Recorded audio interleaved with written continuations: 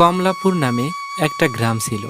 এই গ্রামে খুবই সুখে শান্তিতে রবি তার পরিবারের সাথে বসবাস করতেছিল। একদিন রবি তার দাদিকে জিজ্ঞেস করলো, ও দাদি, দাদি, বলো না, বলো না আমাকে।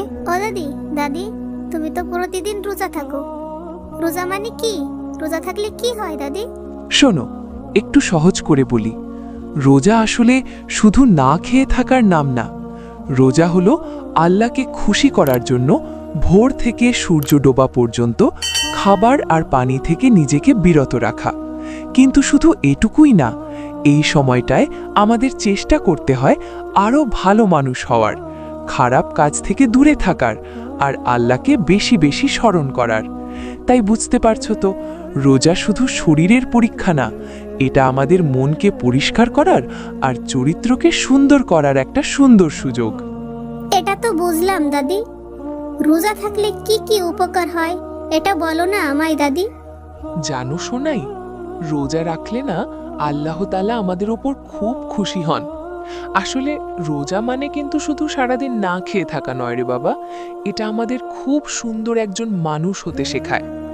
রোজা আমাদের শেখায় কিভাবে ধৈর্য ধরতে হয়, আমরা যেন কখনো মিথ্যে কথা না বলি সেই সাহস দেয়, আর আমাদের মনটাকে না সারাক্ষণ বেশি বেশি ভালো কাজ করার জন্য উসখুস করতে শেখায়। এই যে আমরা সারাদিন না খেয়ে থাকি, এটা কেন জানো? যাতে আমরা ওই মানুষগুলোর কষ্ট বুঝতে পারি যাদের পেটে খাবার নেই, যারা অনেক গরিব। তাদের কষ্টটা যখন আমরা নিজেরা অনুভব করি, তখন আমাদের মন চায় তাদের সাহায্য করতে। তাই আমার সোনা পাখিটা, আমাদের কিন্তু সব সময় ভালো কাজ করতে হবে আর সবার সাথে খুব মিষ্টি ব্যবহার করতে হবে, কেমন?